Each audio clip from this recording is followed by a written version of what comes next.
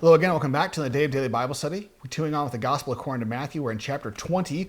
We are going to pick up here in verse 17. And I've got like just a couple verses where Jesus talks about death and resurrection. And I'm going to go into the next one for a couple of reasons, and I'll explain why. So we're going to go on from there. But before we do that, let's pray.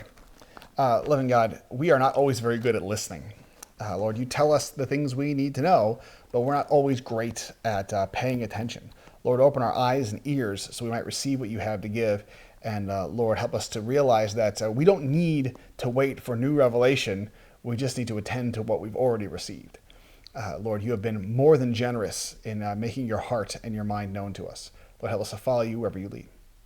Lord, we ask these things in Jesus' name. Amen. So we find now we start with Jesus predicting his death again. I believe it is the third time that he has done so. So we read, as Jesus was about to go up to Jerusalem. And you always go up to Jerusalem. It's on a hill. And so we think of up as being north a lot of times on maps, but you always go up to Jerusalem. You never go down to it. So as Jesus was about to go up to Jerusalem, he took the 12 disciples aside by themselves. And on the way, he said to them, behold, we are going up to Jerusalem, and the Son of Man will be delivered to the chief priests and scribes, and they will condemn him to death, and will hand him over to the Gentiles to mock and scourge and crucify him. And on the third day, he'll be raised up.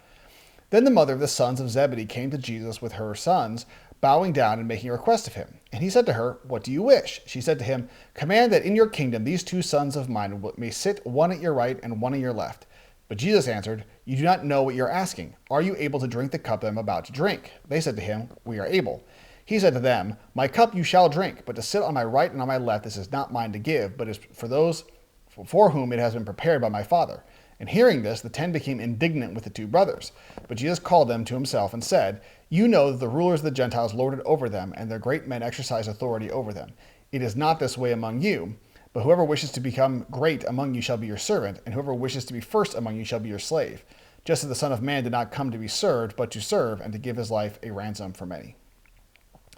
So I feel like these are long passages so far, but there's not really a way to break them up. So I put this with the crucifixion prediction for a couple of reasons. One, because it's very, very short, and it's really there's not a whole lot there. And specifically, not just that there's not a lot there, but it's precisely the absence that is interesting. Because the first time Jesus said he was going to be betrayed and crucified and all the rest, or at least handed over to death, Peter responds to says, oh, no, that must not be the case. And so Jesus calls him Satan.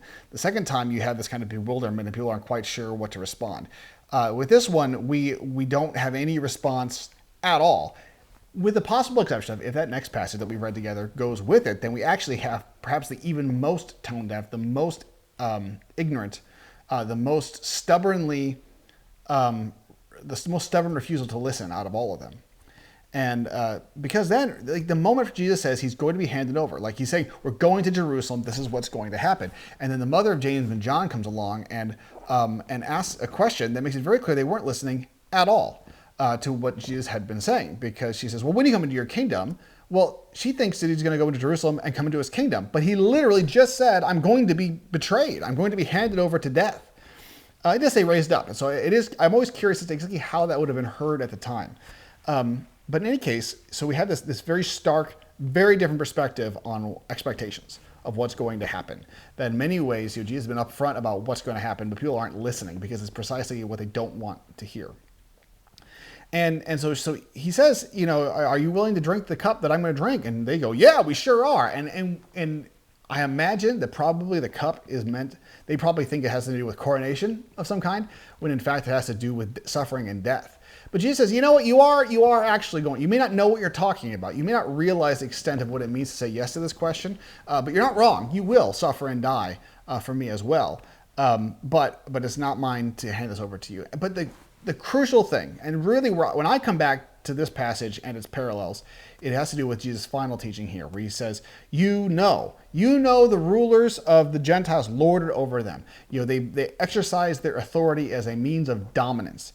And he says, that's not how it works in my kingdom. If you want to be great, you have to become a servant. You have to lay yourself down. You have to not cling to privilege, not cling to special treatment, not cling to any of those things. You need to make yourself the servant of all in order to be great. And the reason why, he says, is because that's what I do. I do this. This is what it means to be great in the kingdom, is to lay yourself down. Jesus is God in flesh. Jesus came and laid his life down and was allowed himself to be mocked, spit on, and crucified and executed by sinners. That's what Jesus does. And if Jesus is the greatest in the kingdom of heaven, and he surely is, then that is the paradigm model of what it means to be great. And we have to realize that this is like what we find elsewhere in the Gospels. We'll probably see it later on in the Gospel of Matthew, where like Jesus has things like, if this is what they do when the wood is green, what will they do when it's dry? So it's absolutely crucial that we grasp the fact that if Jesus is going to do these things, this is what greatness looks like. This is what authority looks like, a submission to the will of God. And so we need to realize that that's what that means for us too. We sometimes whine and complain in America to say, oh no, Christians aren't having as much political power as they used to. Okay, and that might be real. I'm not saying you have to like that, but I do think it's important that we grasp the fact that Jesus had no political power. The early Christians had no political power. They were constantly being persecuted and put to death by that political power. We got nothing to complain of in the big scheme of things. We might have something to complain about in the course of our lifetime, but not compared to the early church. And so it's a reminder that that what lordship, what greatness looks like is a huge cost, and we may not be used to that, and we may not want that, but that's what Jesus tells us to expect. And so I think it's important that we remember that, and we realize that greatness is not how can the church dictate to the world how they must live.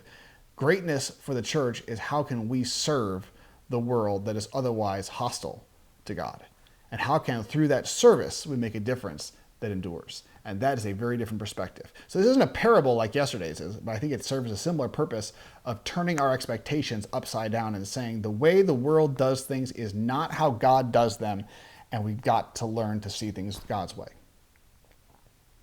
Well, that's all for today. Come back tomorrow. We'll have some more of the Gospel according to Matthew. Have a good day.